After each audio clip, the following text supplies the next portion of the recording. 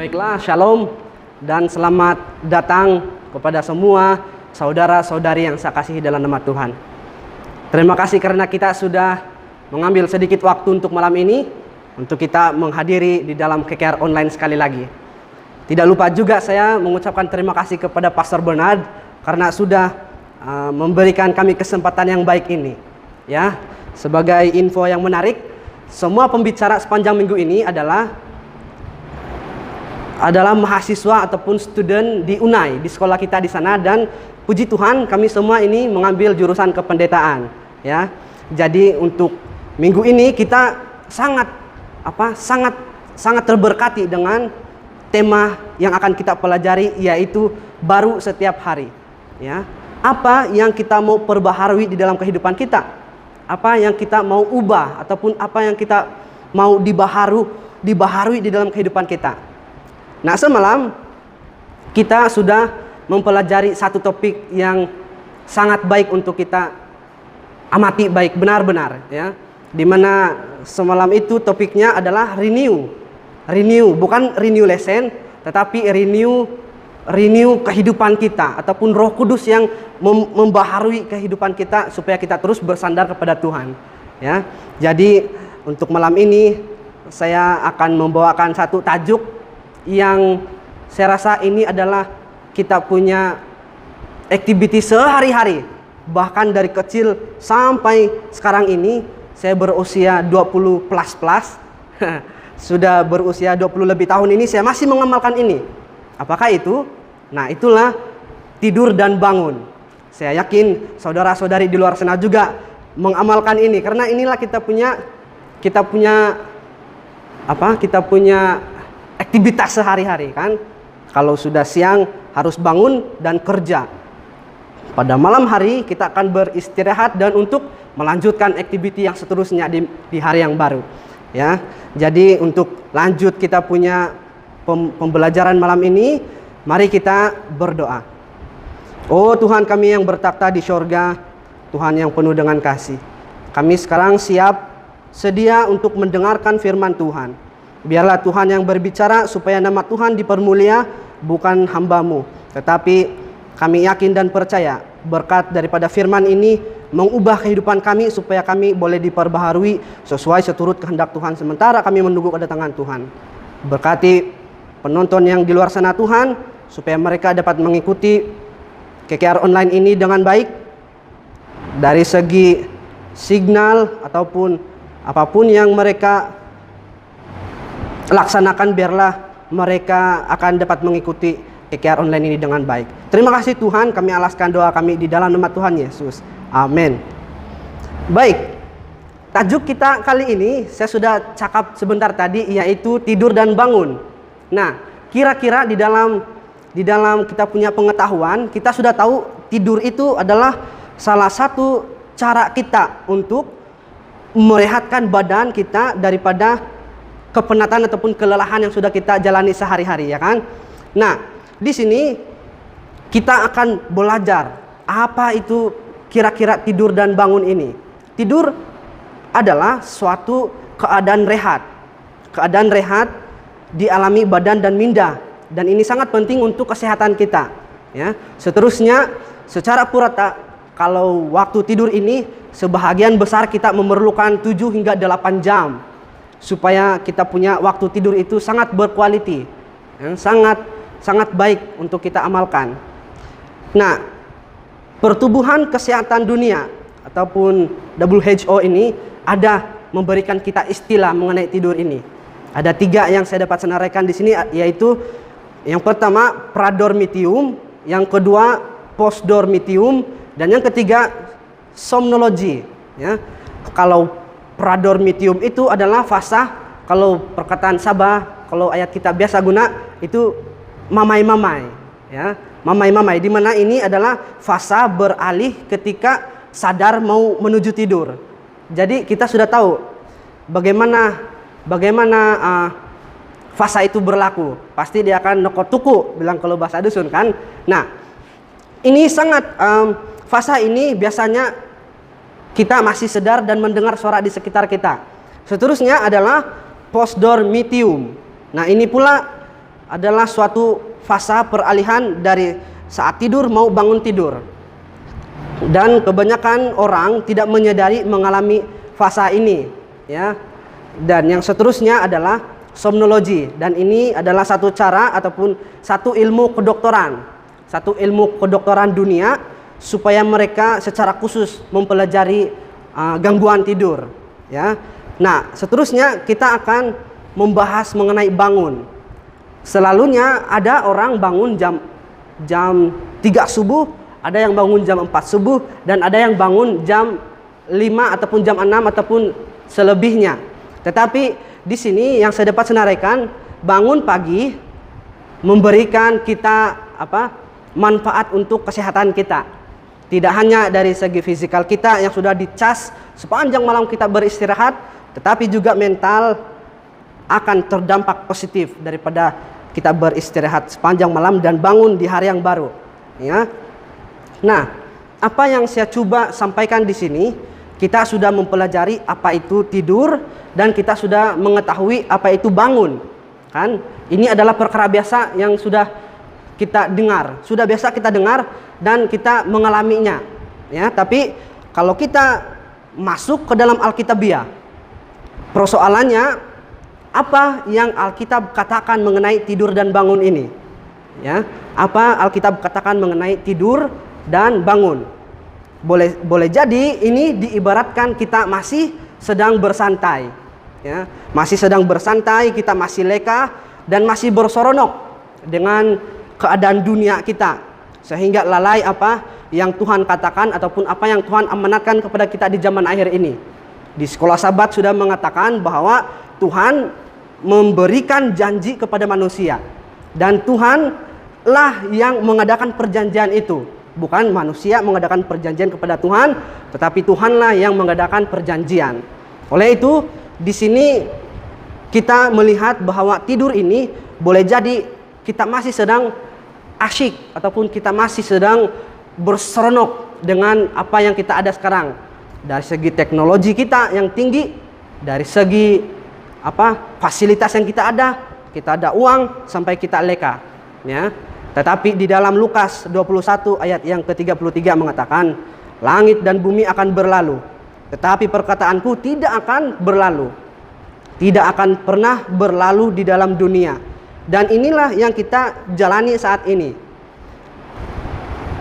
Memang benar langit yang kita duduki sekarang ini ataupun bumi yang kita duduki sekarang ini sedang berputar, dan semasa fasa putaran itu jam berganti jam, hari berganti hari, bulan berganti bulan, dan tahun berganti tahun, ya. Kita dapat rasa ini karena dalam pikiran manusia mustahil untuk jam itu dibalik, diputar balik, oposit dia putar berlawan jam, dia akan sentiasa mengikut jam. Nah, inilah juga apa yang dikatakan di dalam Lukas 21 ayat ke-33 ini, di mana ini kata Tuhan sendiri. Dia bilang, perkataanku tidak akan berlalu, tidak akan berlalu.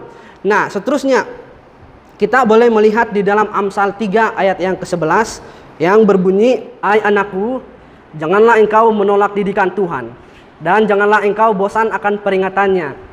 Ya, saya rasa ini adalah ayat yang biasa menjadi ayat hafalan untuk anak-anak. Tetapi ayat ini adalah Amsal daripada Raja Salomo, ya.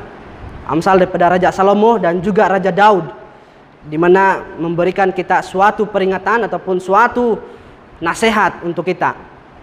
Melalui ayat ini, mungkin banyak di antara kita yang sudah biasa dengan janji Tuhan ini. Apalagi kalau orang yang sudah veteran dari saya, ataupun orang yang sudah lama hidup daripada saya ketika ini, ataupun orang-orang muda.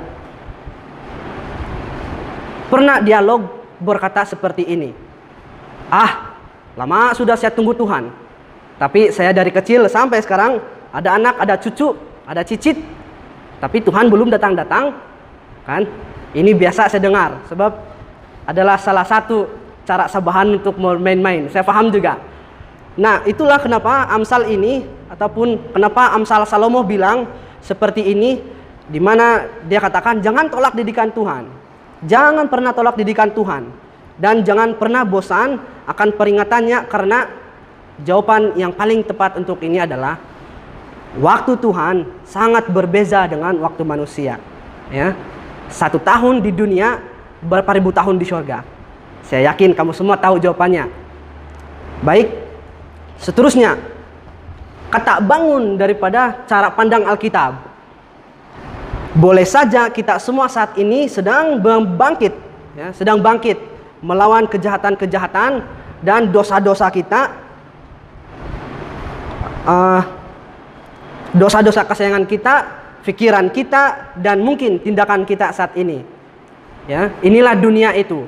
Dunia selalu mau menawarkan keseronokan kepada seseorang ataupun kepada kita manusia. Tetapi kita tahu apa yang dunia tawarkan itu tidak kekal ataupun bersifat tidak kekal.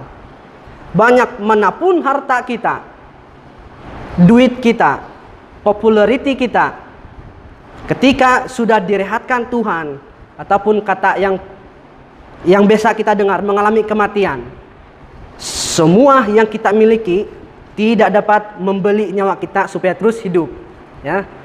Tidak dapat membeli nyawa kita supaya terus hidup di dalam dunia ini. Contohnya, ada satu raja pop dunia pada abad 20-an yang lalu, pada abad ke-20, yaitu Michael Jackson, ya. Dia memiliki rumah berharga 16 juta pound, ataupun kalau ringgit Malaysia ini sudah mencecah 88,2 juta. Mahal kan? Sedangkan 100 saya pegang pun sudah cukup mahal, apatah lagi 88,2 juta. Nah, di dalam Yesus juga sama seperti dunia tawarkan. Ada penawaran di dalam Yesus. Ada perjanjian antara Yesus ataupun antara Tuhan dan manusia. Tetapi kita mengetahui perjanjian yang Tuhan adakan itu bersifat kekal, yaitu kehidupan yang abadi bersama Dia di surga. Ya, walau kita dicaci maki di dunia ini, walau kita direndahkan di dunia ini, tetapi di dalam Tuhan, kalau Tuhan sudah mengubah kehidupan kita, pasti hasil dari segala sesuatu yaitu kekal ataupun kehidupan yang kekal di surga nanti. Sebagaimana Tuhan mengubah Zakius, si pemungut cukai ataupun kepala pemungut cukai, Tuhan mengubah dia dalam sehari. Begitupun perubahan Saulus menjadi Paulus, ya. Dalam kejahatannya sebagai seorang penganiaya umat Tuhan, dia membunuh ini bukan sembarangan penganiaya, dapat langsung habisi dia, kan? Tapi kalau Tuhan sudah campur tangan, kita melihat Paulus ini adalah salah satu tokoh yang terbaik, antara yang terbaik saya boleh katakan di dalam perjanjian baru, karena banyak surat-surat ataupun banyak buku-buku yang dia tulis, ya. Banyak buku-buku yang dia tulis. Nah, begitu juga dengan kita saat ini di zaman akhir ataupun zaman yang sudah di penghujungnya. Israel rohani, kita semua, ya. Israel rohani. Mari kita belajar mengenai Paulus ini ataupun daripada tulisan Paulus ini di dalam Filipi 1 ayat ke-21. Karena bagiku adalah Kristus dan mati adalah keuntungan. Panggilan buat kita semua saat ini yang sedang mendengarkan KKR online ini. Adakah kita berani mengatakan seperti Paulus katakan? Ya, ketika Paulus di dalam penjara sekalipun dia masih berani mengatakan, karena bagiku hidup adalah Kristus dan mati adalah keuntungan. Ya. Berarti di dalam kehidupan kita ini selalu ada pribadi yang mengenali kita, yang sudah menenun kita dari dalam kandungan ibu lagi, kan? Berarti rencana Tuhan kepada manusia itu sangat luar biasa, bahkan kita tidak dapat mengimajinasi dengan kepala kita ini, kecuali dengan penyerahan kita kepada Tuhan. Biar Roh Kudus yang mengubah kita, seperti pelajaran yang semalam, ya. Nah, yang selalu memberi tawaran yang mendatangkan kebaikan kepada kehidupan kita, supaya kita benar-benar kuat di dalam menghadapi godaan, keenakan dunia, dan tipu muslihat dunia yang kita nampak dengan mata kasar kita saat ini. Oke? Di dalam 1 Korintus 15 ayat 58 berkata, "Karena itu saudara-saudaraku yang kekasih, berdirilah teguh, jangan goyah dan giatlah selalu dalam pekerjaan Tuhan. Sebab kamu tahu bahwa dalam persekutuan dengan Tuhan, jeripayamu tidak sia-sia."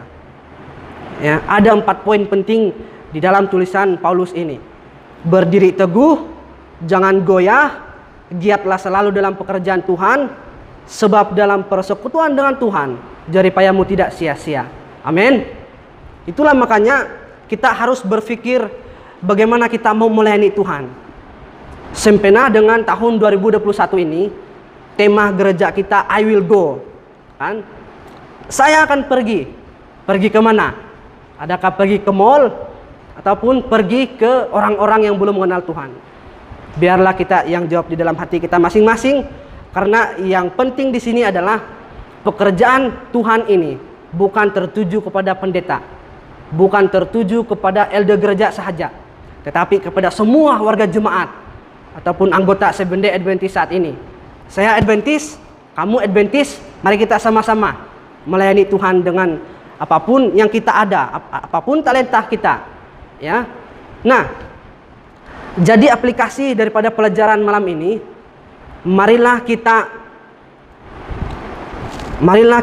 benar-benar membaharui kehidupan kita melalui melalui bangun tidur kita ataupun pembaharuan di dalam diri kita, karena tulisan Ellen White di dalam Life Sketches muka surat 293 mengatakan, kita tidak memiliki dunia di sini. Kita hanyalah pengembara dan orang asing, hanya berjalan lewat menuju negeri yang lebih baik, yaitu negeri surgawi. Ya, kita sudah ada tempat di surga. Tinggal kita mau jalani, kita mau lewat ini dunia, dan kita melayani sesama manusia. Baiklah, saya rasa ini adalah kesimpulan bagaimana untuk kita menguasai ataupun bagaimana untuk kita jadikan satu kunci di dalam kehidupan kita, yaitu kita harus lulus SPM, ya, bukan sijil pemeriksaan Malaysia, tetapi sangkal diri, pikul salib Tuhan ataupun penatelanan kita kepada Tuhan, dan yang terakhir adalah mengasihi Tuhan dan mengasihi sesama manusia. Ya, jadi saya rasa inilah pelajaran yang saya dapat kongsikan kepada kita malam ini. Tidur bangun hanya untuk Tuhan, ya, melayani Tuhan di setiap hari kita, untuk kita jadikan tema sepanjang minggu ini, baru setiap hari itu menjadi reality di dalam kehidupan kita. Amin. Jadi mari sekali lagi kita tunduk dan kita berdoa. Bapa Surgawi yang penuh kasih, yang kami sembah di dalam kerajaan surga, puji syukur kami panjatkan kepada Tuhan. Tuhan begitu luar biasa di dalam kehidupan kami, sehingga Tuhan sudah mengajari kami daripada pembelajaran pada malam hari ini, tidur bangun hanyalah untuk Tuhan. Namun Tuhan, hamba-Mu sadar bila mana ada kesilapan dari kata-kata hamba-Mu melalui pembelajaran pada malam kali ini. Tetapi kalau ada pun didikan daripada Tuhan yang mau mengubah kami untuk menjadi sempurna di dalam kerohanian kami, biarlah Roh Kudus Tuhan bekerja dengan lebih keras di dalam kehidupan kami ini, supaya kami benar-benar mengerti bagaimana untuk kami terus hidup, bagaimana untuk kami terus melayani Tuhan, dan bagaimana untuk kami melihat kerajaan surga. Tuhan di surga, kami sangat berterima kasih kepada Tuhan saat ini. Biarlah kiranya Tuhan memberkati rangkaian KKR online sepanjang seminggu ini, supaya kami dapat melayani Tuhan dengan baik, begitupun dengan para penonton, anggota jemaat dimanapun mereka berada yang sedang menonton ini. Tuhan, terima kasih Tuhan, karena Tuhan begitu baik. Ada banyak permintaan kami kepada Tuhan, tetapi kami yakin dan percaya, dan inilah iman kami mau letakkan kepada tangan kanan Tuhan yang membawa kemenangan itu. Biarlah semuanya terjadi sesuai seturut kehendak Tuhan, dan terjadilah semua itu karena Tuhanlah yang mengatur kehidupan kami di dalam dunia ini. Terima kasih Tuhan. Kami alaskan doa kami ini hanya di dalam nama Tuhan Yesus kami sudah berdoa. Amin.